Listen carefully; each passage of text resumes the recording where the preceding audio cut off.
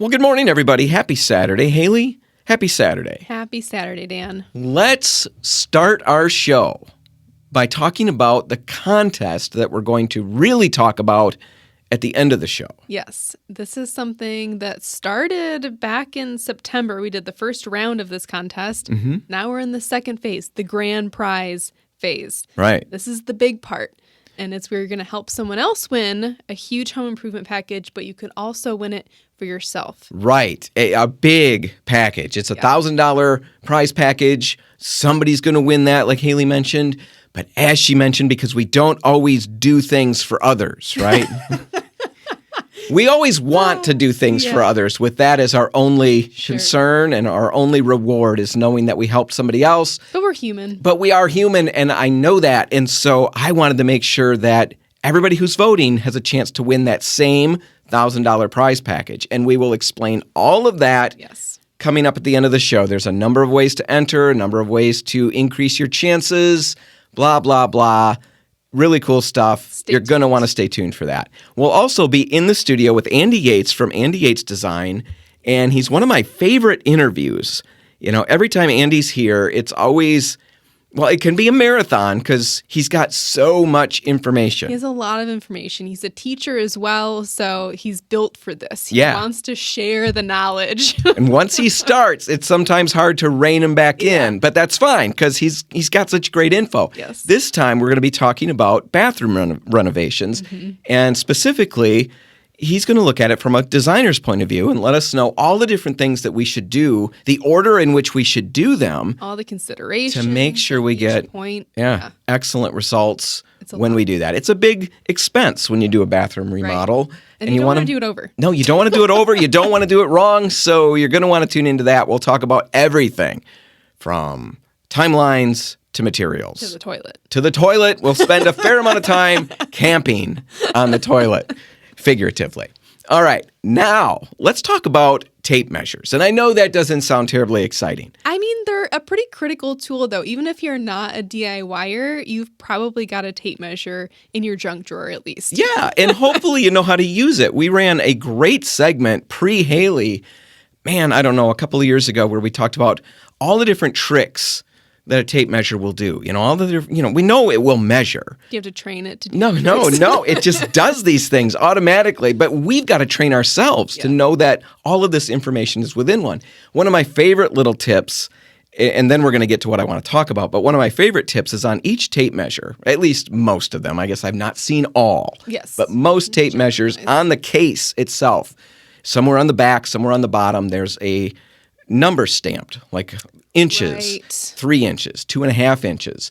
And I've always, I don't even know that I ever noticed that. I think I just would measure it. And when I'm doing an inside corner, I would do what everybody else does.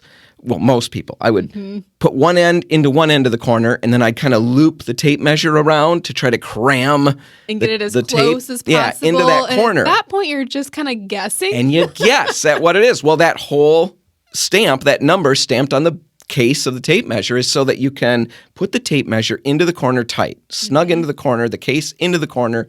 You extend the tape all the way out to the other corner.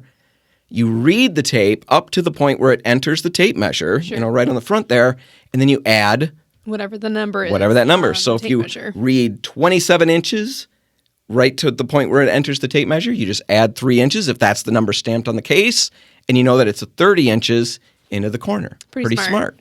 So that's one of the little tips that we covered. We'll put a link in the show notes to that segment. It's one of our best ofs. I really like that segment, so check it out. Right now, we want to talk briefly about something equally exciting.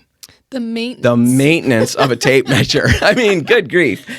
When I thought about this topic, I saw an article that referenced a few points, and I thought, maintenance for a tape measure? What in the world? Do you need to do? Yeah, what do you need to do? Well, surprisingly, there's a number of things. And I thought it was pretty interesting because here's the deal. If you don't take care of the tape measure, it's inexpensive. That's true. So you could buy a new one. Sure. But it could potentially mess with your readings. Yeah, it's not as accurate if you don't take care of it. That can really screw up a project. So let's get it right. Now, the first thing, when you're using your tape measure, as much fun as it is to extend it as far as it will go and then let that tape go flying like a rocket back into it. You know, as much fun as that is, Don't do it. We used to do that as kids. We would line them up. Yeah, it's like and then, a game. Yeah, see which one. You would put them on the floor and lock them and then unlock them and see whose would fly around the room the most, when it slammed shut. That's not good for it, surprisingly. Yeah, it's potentially dangerous. That's true. I have cut myself doing that before. Yeah. It's a real thing. Hurt yourself, hurt your eyes, hurt other people. Don't do that. Bring the tape in a controlled manner. Yeah. Pretty obvious. Because it can actually damage the way that we read the tape measure. Oh, it could damage that little hook on the end of it. It can slam that around and potentially really screw it up. Exactly. No wonder Dad could never get anything measured exactly right. Yeah. You're welcome, Dad. All right, another one. Keep it clean and dry. This is something that I don't always think about either. You're working outside or whatever. But if you're picking up dust and dirt or whatever, and you bring the tape measure closed with that in, you can get all of that into the mechanism. Yeah. Same thing with moisture if it gets wet. Rusty. Right. And I've looked online, a couple of places, reputable places, were recommending washing these with water. In order to clean them, you just run them underwater, run the tape underwater, and you're good to go. But potentially you can rust the mechanism inside. Yeah. Never let it back into the tape measure when it's wet. Just keep a terry cloth, in your toolbox or whatever. Dry it off as you go in. All right? I like that. Keep it out of the sun because these things are so temperamental. Right. They can expand. That can throw it off too. Probably mild, but definitely something to think about. If you want to keep it operating smoothly, you can actually apply paste wax to both sides of the tape. I think that's really smart. Yeah, that will help it. Here's my favorite thing, and we'll end on this. Periodically, you're going to have to calibrate it. Yes. So basically, it's really simple to do. All you need to do is measure, like on a little block of wood, from the edge with the little clip down, measure 4 inches, make a mark.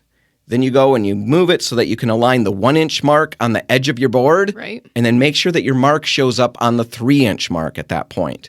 Exactly. If you're not getting that measurement, you may need to use 2 pairs of pliers to bend that clip at the end to make sure that you get it right. So, I like it. One little thing to check. I checked a couple that we had here. Are we accurate? One of them was wrong. One of them was right. So it's definitely worth checking. All right. We're going to take a break. When we come back, we'll be in the studio with Andy Yates from Andy Yates Design talking about bathrooms. That's all just ahead. Stay tuned.